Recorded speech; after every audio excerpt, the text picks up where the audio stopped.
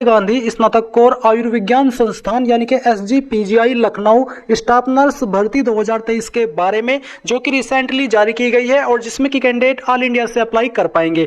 आप इसको official website जो कि SGPGI की है यहाँ पर भी चेक कर सकते हैं। आप देख सकते हैं recruitment notice for staff nurse of UP government, and यहाँ पर आपको दोनों नोटिफिकेशन इंग्लिश और हिंदी के अंदर दिए हैं। ये आपका इंग्लिश वाला एडिशन है नोटिफिकेशन का, जिसमें कि आप देख सकते हैं कि आपको ये बोला कि जो आपके फॉर्म स्टार्ट हो गए वो एक्सपेक्टेडली 10 फरवरी 2023 से होने। पहले आप इसकी वैकेंसी डिटेल जान लीजिए कि कौन सी कैटेगरी के लिए कितनी वैकेंसी है और क्या सैलरी आपको यहाँ पर दी जाएगी। तो SC के लिए आपकी 415 पद है स्टाफ नर्स के, ST के लिए 39, OBC के लिए 533, EWS यानी कि इकोनॉमिकली वीकर सेक्शन इनके लिए 197 और UR यानी कि जनरल इनके लिए 790, जो कि टोटल होते हैं आपके 1974 पद। इस पर आपको लेवल 7 की सैलरी दी जाएगी, जो कि 44,900 रुपए से लेकर के 1,42,400 रुपए होती है। फिर यहाँ पर नीचे आइए और जो आपकी अन्य इन्फॉर्मेशन है वो जान लीजिए। अब बात करते हैं यहाँ पर आपकी अन्य इन्फॉर्मेशन में एप्लीकेशन फीस की, जो कि काफी ज्यादा आपको यहाँ पर पे करनी होगी। तो UR यानी कि जनरल इनके लिए 1,000 रुपए एप्लीकेशन फीस है और GST जो कि 18% है 180 रुपए लगेगी,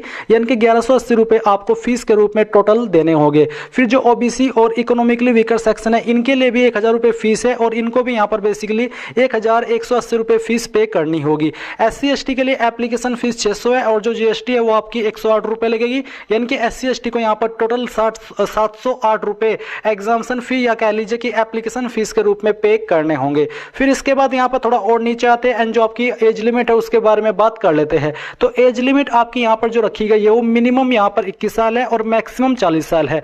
और आपकी जो एज काउंट की जाएगी 1 जनवरी 2023 तक काउंट की जाएगी, यानी कि आपकी उम्र 1 जनवरी 2023 तक ना तो 21 साल से कम और ना ही 40 साल से ज्यादा होनी चाहिए। ये बात हो रही है जनरल कैटेगरी कैंडिडेट के लिए, क्योंकि गवर्नमेंट रूल्स के अकॉर्डिंग यहाँ पर SC ST और OBC जो यूपी के उनको छूट दी जाएगी। SC ST को 5 साल की और OBC को 3 साल की, जनरल को कोई एज में छूट नहीं दी जाएगी।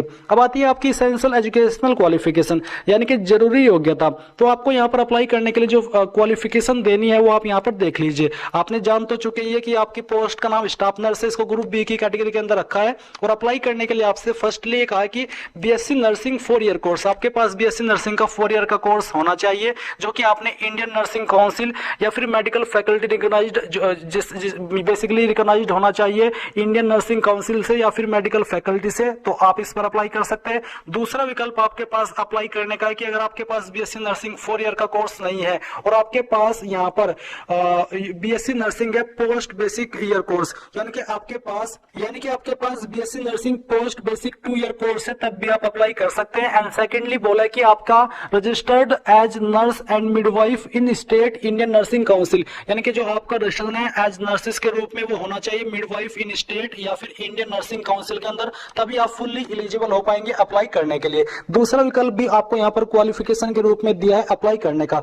वो है कि आपके पास डिप्लोमा हो GNM में, जो कि इंडियन नर्सिंग काउंसिल या फिर यहाँ पर किसी जो बोर्ड है अन्य स्टेट का उससे जो रिकॉग्नाइज्ड है वो होना चाहिए। साथ ही आपके पास 2 year experience in A minimum 50 bedded hospital after acquiring the educational qualification, यानी कि आपका जो डिप्लोमा है GNM का ये तो आपके पास होना ही चाहिए। साथ ही आपके पास 2 ईयर का एक्सपीरियंस होना चाहिए, जो कि आपका एक्सपीरियंस है वो मिनिमम 50 बेडेड हॉस्पिटल के अंदर से होना चाहिए, यानी कि वहां से होना चाहिए, तभी आप यहाँ पर इस क्वालिफिकेशन से एलिजिबल होंगे। साथ ही जो आपका रजिस्ट्रेशन है वो भी होना चाहिए नर्सिस के रूप में मिडवाइफ इन स्टेट के अंदर या फिर इंडियन नर्सिंग काउंसिल के अंदर। तो बेसिकली आपके पास यहाँ पर 2 विकल्प है या कह लीजिए कि 3 विकल्प है अप्लाई करने के लिए इस पोस्ट पर क्वालिफिकेशन के अकॉर्डिंग। तो आई होप आपको यहाँ पर क्वालिफिकेशन की जानकारी क्लियर हो गई होगी। अगर आपके पास इनमें से कोई एक क्वालिफिकेशन है तभी आप एलिजिबल है, इसके अलावा चाहे आपके पास कोई सी भी क्वालिफिकेशन है आप इस पर अप्लाई करने के लिए एलिजिबल नहीं होंगे। तो आई होप आपको यहाँ पर ये जानकारी क्लियर हो गई होगी। एंड जो यहाँ पर आपको एक अलग से इन्फॉर्मेशन दी गई है वो भी आप यहाँ पर जान लीजिए। तो यहाँ पर बेसिकली अब आपके सिलेक्शन प्रोसेस के बारे में बात करें तो आपको बोला है the selection will be done on the basis of the marks obtained in common recruitment test, यानी कि जो आपका एग्जाम होगा उसके अंदर जो आप नंबर प्राप्त करेंगे उसके आधार पर आपका सिलेक्शन किया जाएगा। इसमें आपका किस तरह का पैटर्न रहेगा वो आप यहाँ पर देख सकते हैं। आपके एग्जाम के अंदर 100 मार्क्स के लिए आपका बेसिकली एग्जाम होगा और 2 घंटे का आपको समय दिया जाएगा। MCQ यानी कि मल्टीपल चॉइस क्वेश्चन, जिसको आप व्हीकल पे बोलते हैं हिंदी में, इस तरह के आपके क्वेश्चन होंगे।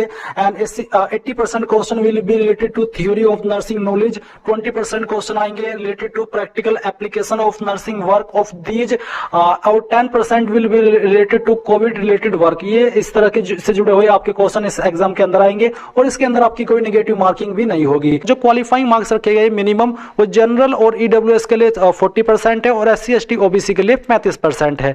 तो गाइज ये थी आपकी SGPGI स्टाफ नर्स भर्ती 2023 के बारे में पूरी जानकारी।